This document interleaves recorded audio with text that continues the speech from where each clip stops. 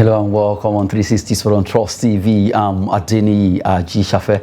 It seems Guinea-Bissau really becoming a thorn in the flesh of Super Eagles right now because they won their game against Sao Tome and Principe in the game they played just yesterday to top the group. That's for AFCON Qualifier. Well, we'll be looking at that story and more on the show 360 Sport, where we give you details in the world of sport. I have in the studio with me Amos Atindi. Good to have you, Amos. Yeah, it's good to be here. Okay, let's run through some story. Let's start with cricket. Our ladies right now, they are in Rwanda, precisely in Kigali, where they are fighting for honors in the Kwibuka T20 cricket competition taking place there. But right now, they actually played well in the first game, winning against Kenya, and the second game they lost against Rwanda. Right now, they've done well, winning 3 out of all the games they've played so far, although they've met Kenya twice, and they defeated Kenya, trying to take back their particular loss to Kenya when Nigeria met them at the Under-19 in Abuja. But right now, our ladies, Nigeria beat Kenya again, suffers defeat to Rwanda. Despite winning Kenya the second time in the competition,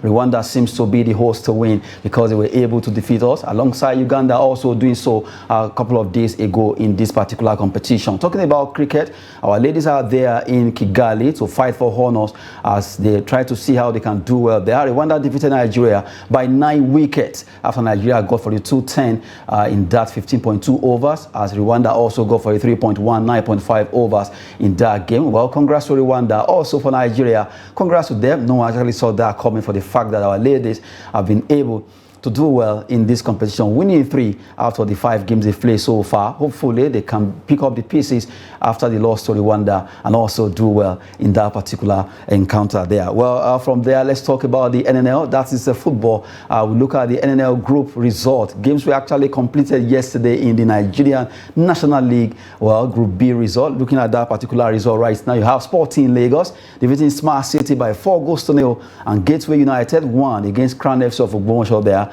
Ijebu United 3, Joy Comet 1. Sporting Lagos are through to the Super 8 playoffs because they were able to win that game 4-0 against Smart City. Smart City were not smart enough as they lost out by 4-0 in that encounter. Now, looking at the teams that so far qualify for the Super 8, complete set of 8 teams right now. You have AFCC of Abuja, Katsina United, Kano Pillars, DMD FC, FC1 Rocket, Abeokuta Stormers, Heartland FC, Sporting Lagos. We just joined them completely yesterday. Well, 4 teams will gain promotion to the MPFL next season after these 8 teams will be meeting in this NNL, that is Nigerian National League Super 8 playoff. That will be coming up very soon. That's a good one up there. Looking at those teams now, 8 of them battle ready to fight for honors. Well, Katsina United, Kano Pillars, Heartland FC, those are big boys in this group, and let's see what happens if they're able to scale through. After all, only 4 will qualify for next season. That MPFL will now change to Nigerian Premier League. Amos, looking at those that particular, let's start from the football side. NNL. The NNL right now, they have complete 8 teams confirmed, and the 8 teams will be fighting for honors for the Super 8. 4 will actually have to qualify, while 4 will still remain in the NNL. But right now, it seems the likes of Kano Pillars, Katsina United and Heartland, they want to quickly go back to the MPL. Yeah, actually, looking at the group and the games to be played and with the kind of experience these teams have, it is very, very expedient that Kano Pillars, Katsina United and Heartland FC will go back to the MPFL. And of course, looking at the team in Lagos, Sporting Lagos, they are actually doing well, and I think they are the newcomers, and any other one can join them. But Sporting Lagos, I am assuring you that they will make it to the MPFL. Despite being one of the newest teams in this particular group, well, I see also FC1 Rocket, another very strong team. DMD from Maiduguri there, they are also doing so well. Well, I think for now, as we're actually picking on Sporting Lagos will be one of the 4 that will qualify for the MP. We wait to see. It's going to be a big one. Let's just see what happens. But I'm looking at Katsina United, Kano Pillars, and Heartland. Those 3 teams, they got relegated to the NNL, and now they want to go back instantly. They don't want to waste time. Actually, looking at the Kano Pillars, they are actually one of the star teams Nigerians produced. They've played continental leagues, and relegating to Division 2 and actually qualifying to Super 8, we are sure that Kano Pillars will bounce back to the MPFL. In the MPFL, earlier on we talked about cricket. Our ladies right now, they are in Rwanda. They won 3 games out of 5. They lost against Rwanda. They also lost against Uganda. But twice they've defeated Kenya. And if you look at cricket sports, one of those sports that Kenya are known for. But right now, our ladies seems to be turning things around. This tournament is always Uganda, Rwanda, Tanzania of this world taking over. When it comes to Africa, South Africa, Zimbabwe, and Kenya. And then if you go internationally, you look at Pakistan, Bangladesh, all of them taking over, Indians. But right now, Nigerians are really thriving when it comes to cricket. I saw what happened at the under-19 in Abuja. And now the ladies are there. Out of 5 games, they won 3. That's a good one. Yeah, actually, Team Nigeria is doing well. The yellow and the green team doing well at this year's T20 teams participating in the cricket in Rwanda. You know, actually, this game was annually it's named. It was actually a game played to remember the genocide in 1994. And of course, it was for Africans, and now it has been expanded to not just East Africans and all over the world. Participating teams comes into play. Nigeria, we saw them winning, and we saw the impressive performance despite losing to Rwanda. We are sure, and I'm sure that Nigeria will be, you know, we do well subsequently as they press on to become one of the champions. Well, Nigerian ladies there, they call them female yellow greens, just in the version of the yellow greens for men, participating over there in Kwibuka T20 cricket competition taking place in Kigali, Rwanda. Away from cricket and also football, we go back to football, but this time around, it's going to be in the state level because right now, NFF, they set up normalization committee in 2 different states in Nigeria, has to do with Nasarawa and also Akwa Ibom State. NFF set up normalization committee for Nasarawa Akwa Ibom Football Association following the issue that came out during the election that took place over there. Well, right now, let's look at those, the one for Nasarawa. Let's start with Nasarawa State Football Association Normalization Committee. Aliyu Bello is the chairman. You have Otman Bala, vice chairman. Yakubu Kwanta as member. Sule Yepu as member. Ibrahim Adamushi Gagara as member. Also, Abdullah Ibrahim Osanga as the secretary of that Nasarawa State Football Normalization Association, Normalization Committee. They are to oversee the affairs of football there, according to NFF, for the fact that NFF say, okay, due to issues concerning the election, they set up this 6 men to come together to see how they can normalize activities in Nasarawa State football. Yeah, actually, the recent elections that produced Alkali and against Haliru. It was actually conducted in Kukuna local government area of Nasarawa State, and we saw that it was a keenly contested election. And after the election, skirmishes here and there, and for NFF to come in and say, okay, this time around we are going to set an independent normalization committee that will look into the activities of the football in Nasarawa State, I think is a good one. And then looking at the quality of people selected to actually oversee this is actually very, very interesting to know that former commissioners for youth and sports are there, and former seasoned administrators are there, like Yakubu Kwanta was the former commissioner, and of course Otman Bala was the immediate past commissioner for youth and sport. And then Ibrahim Abdullahi Osanga actually took over that and then oversee it for a while before handing over to an elective post. So this will actually bring sanity and bring Nasarawa State and then make the governing body in that state stable. Let's see what's going to happen concerning that there. Development of football in the grassroots level. Nasarawa State, where NFF had to set up a committee to at least normalize football there. Let's look at Akwa Ibom State also, where they also set up another 6 set of Nigerians to also see into the affairs of football in Akwa Ibom State. Bonnie Young is the chairman.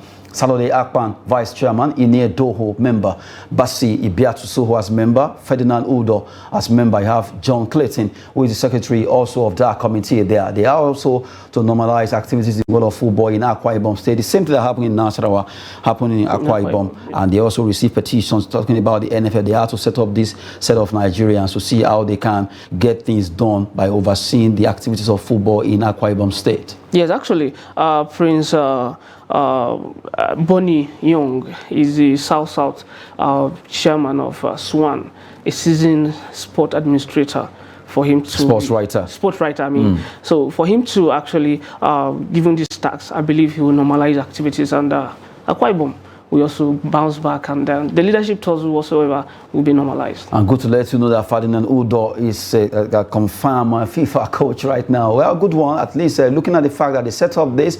Let's see how this football association will get better. After all, elections have been taking place. We've seen different chairmen emerging from different states across Nigeria, and right now they will all be coming together to see how they can better the laws of football in those states. Away from those nominational committee now, let's talk about AFCON qualifier. Is becoming a big one, as I said earlier during the beginning of the show, where Guinea-Bissau, they came to Nigeria, they defeated Super Eagles, although we actually got our own pound of flesh when we travel back. But right now, Guinea-Bissau peeped Sao Tome 1-0 to overtake Nigeria, and right now they are topping our group there, although it's Group A anyway.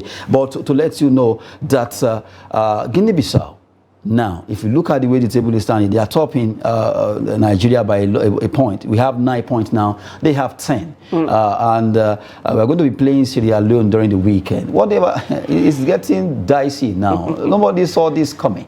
Yeah. Really, it's not as if we underrate Guinea-Bissau, but looking at Nigeria, the kind of talent that we have in football, even different sports, you don't expect this to be happening. What's happening to Eagles? Why are we always scrambling to get it right? If we should play draw against Sierra Leone now, we have 1 point. If we should, I'm always trying to look at it either way. But if we win, at least we have 12 points. But if we draw, that's going to be 1 point. Then you have 10, the same point with Guinea-Bissau, and then the last match will determine. Of course, we know Sao Tome, well, their football is still a bit shaky, but really, anything can still happen. Yeah. Although they are 1 game ahead of us, but right now, what if Sierra Leone decide to be like, okay, what if we can also beat Eagles? Nobody's believed that Guinea-Bissau will come to Abuja and surprise the Super Eagles. So let's talk about this. Yeah, actually it's a dicey game, just like you've mentioned earlier. We are seeing teams coming in this Group A, so actually Nigeria. And of course, we were comfortable at the first position, knowing fully well that the 34th edition of AFCON in Ivory Coast, Nigeria must be there. But we've seen recent events actually being unfolded. And it's, of course, worthy of note that a point away will be okay for Nigeria to return back to the top position, owing to the fact that they have superior goal advantage. But of course, we need to win. It's a must-win game, so we cannot be doing calculations to be able to. It doesn't sound well for Nigerian football. Look at it right now. Well, they play 5 hours. We have to play our own game right now, and we'll be facing Sierra Leone. And Sierra Leone knows that if they are able to win, they will have at least 8 points there. That will make it 5 plus 3, 8. Then we'll have 9. That is if they win. Then if we win, we're going to jump over Guinea-Bissau. We'll have 12. If we draw, we're going to have 10. Although on goal difference, I will still go to top. But this is not too good. Why is always mathematics? No, mathematics is not good. Look at the game we are going to face on Saturday against Sierra Leone. You know what happened when Sierra Leone came back from 4-1 to 4-4 draw? Nigeria don't need to take that game for granted. Just like we've mentioned, we have an array of players in the camp now. We have Victor Osimhen and all of the top players who are doing well in their choosing endeavor. So Nigeria need a win from this game. A win, and that's all. A win. Now, looking at the results of matches or games played just yesterday, South Sudan against the Gambia 3-2. You can see that the Gambia defeating South Sudan 3-2. That's again they play in Juba. And you have Sao Tome and Principe. They lost against Guinea-Bissau. We actually talked about that in Group A, and in Group D, Egypt. They are the first team to qualify right now. They've done it. That's a team that wants to do business. They've done it right now. 2-1 against Guinea. They won that game away. And right now, at least congrats to Egypt for defeating Guinea. For right now, they've qualified. And we are still hoping that we are able to. If we are able to beat Sierra Leone, then at least there is hope. Big one. Big hope, actually. That's what we are looking at. And then I believe Nigerian high spirits, we also, if you need in the camp, cheering them up, I know it would be nice and it would be good for Nigerians to see their team qualify flying colors in the Ivory Coast 34th edition of AFCON. Well, looking at the fact that AFCON is really by the corner, that should be in Côte d'Ivoire in 2024, though it should be carrying 2023 anyway. But right now, we have the full house. Let's look at the next story. The full house of Super Eagles right now in Lagos. at Mobolaji Johnson Arena over there at Onikon, Lagos, and they are all ready. Well, the Super Eagles, they have full house as the last player, Bright Osayi Samuel, have actually joined the team from Turkey. Right now, as we look at it, the Eagles are battle ready, are prepared for Sierra Leone. But this is not a matter of talk. It's about action. Action. This, you can see this particular game. That was when Nigeria hosted Guinea-Bissau in Abuja. It ended abysmally. It didn't end well. We're not happy for the fact that Eagles underrated Guinea-Bissau. They started so well. It was so obvious that they were going to win with wide margin. But it didn't happen. They went to sleep after like 10-15 minutes. They dominated the game. Then they went to sleep before Guinea-Bissau actually stung them there. So looking at Nigeria now, or the Super Eagles now, full house in Lagos. Do you think we have what it takes? Because that act of big manism, let me coin that in English, should be over. Super Eagles should know that being picked as a player to represent us, it's not that you have one right. They're just giving that privilege to at least participate. Yes, actually, it's supposed to be like playing to win and playing as a team to actually give glory to Nigeria and as a player. And I know very well that some players, big players who are coming from big teams, are supposed to work hand in hand with. These are local players, and some who are playing not just big teams but actually striving to become bigger in whatever they are doing. So it's left for the team to actually look at the indices around the metrics and actually play to win and not just for the glory. Some people play big boys kind of game. Let's keep that aside and then play like the Nigeria we know of yesterday. Now, looking at this, because it's becoming a norm now that Super Eagles play a bit like Adesical. They play as if, come on, it's not Nigeria. I don't know where that mentality is coming up. We've lost it for a very long time. I think the last time we've ever shown a lot of commitment talking about Super Eagles, we've been struggling. After 1996, maybe I can pick out 2013 when we won the Nations Cup. But our football has been zigzag, no particular pattern, no that winning mentality, that okay, that fear factor, this is Nigeria and you are even afraid to play them. It's no longer there. This is Guinea-Bissau. We saw what happened, right? And now we are facing Sierra Leone, and you saw what they did when I still remember that 4-1, they came and equalized and make it 4-4. And Nigeria went there with a lone and the barren 0-0 draw. The Sierra Leone team is not a team it's a hard nut to crack. But we as Nigerians, the array of players we have, if we can harness the best of the resources we have around, we can be able to conquer and even more. So I believe Nigeria, and the spirit of Nigeria is telling me that we'll take correction from the Guinea-Bissau match and actually do well.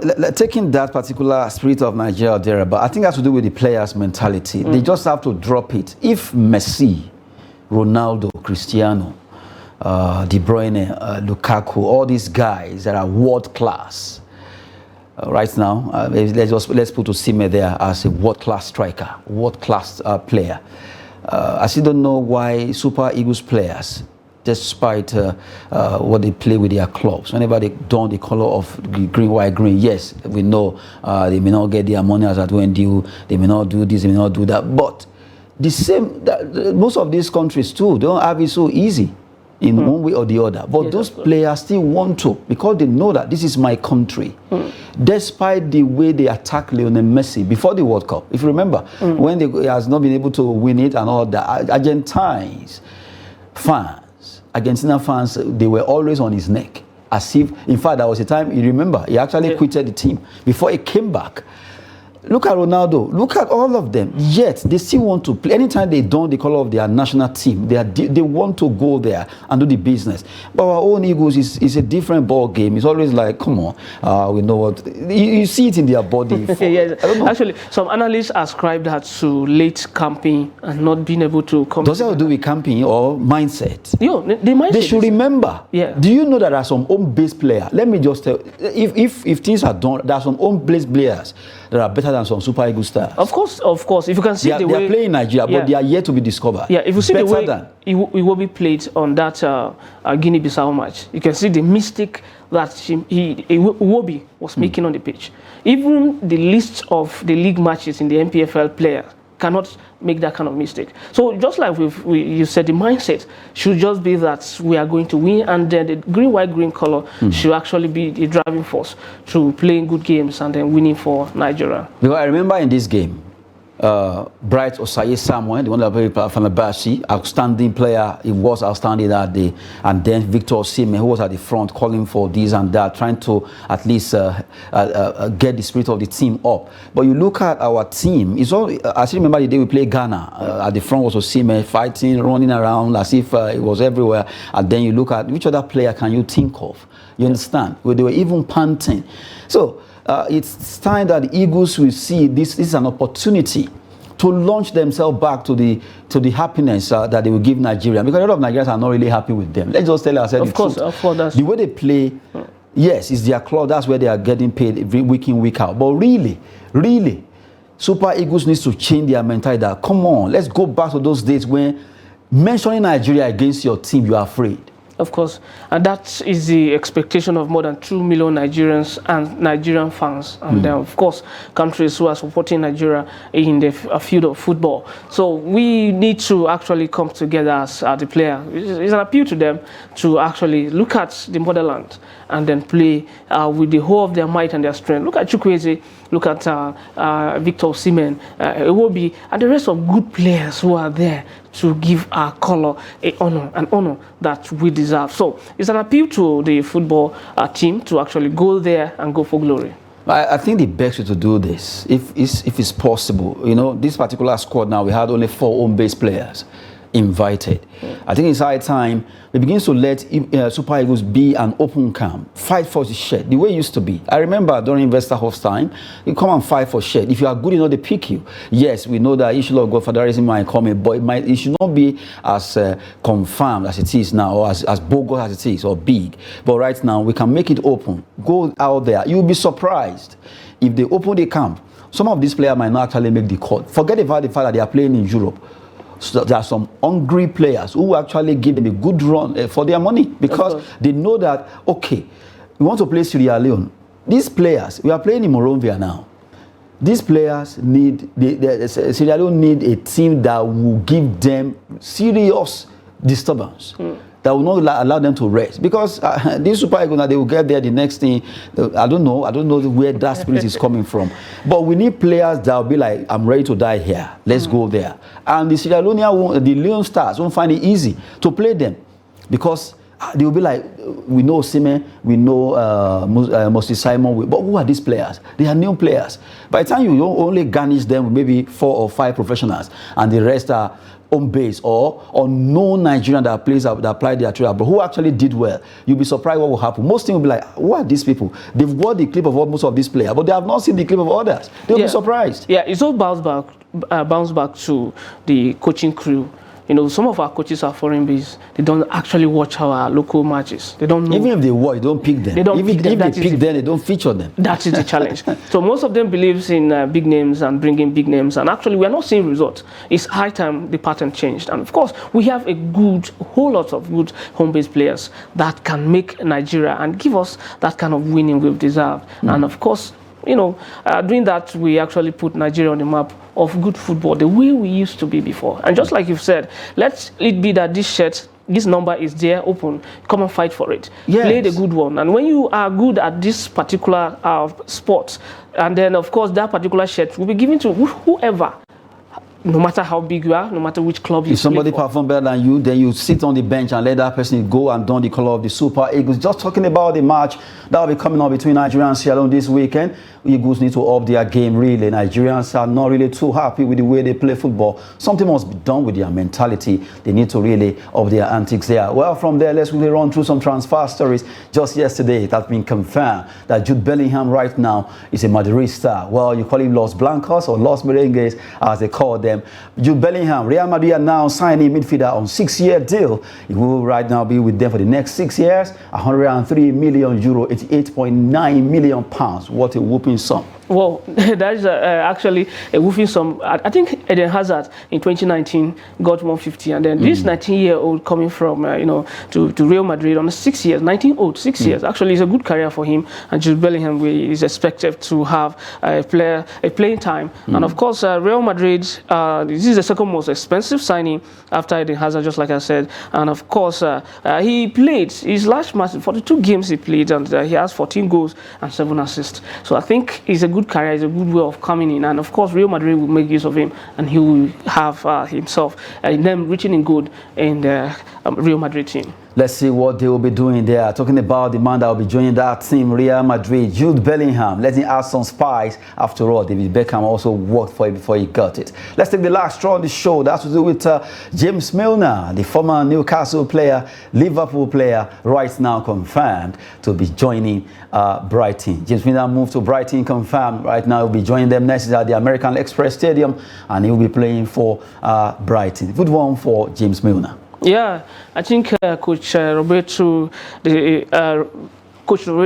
just made a good one. He'll be leaving at the end of the month and then going to Brighton. It will also brighten his chances from the English side. He's conversant with playtime, and he's conversant with actually what it takes to be able to write his name in goal. So Brighton just make a good move, and that will give Brighton actually the kind of player that they needed to push up to the English Premier League. Let's see what happens there concerning the English Premier League getting that man. That's James Milner. As we speak right now, Roberto De Zerbi will actually see how will I use this player.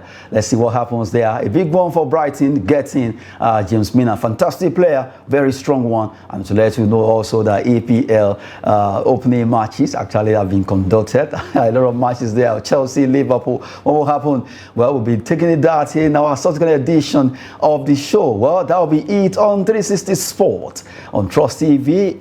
Amos Atinde, thanks so much for coming on the show. Yeah, it's a pleasure to be here and good to be here. On Trust TV. On Trust TV, this is where we trust for the latest happenings. And of course, in 360 Sport, that is where you get a bit of sporting events, news, and updates. Keep watching. Yeah, thank you so much, Amos Atinde there. I'm Adeni Gishafe. Sport is always business and fitness. Thanks for watching.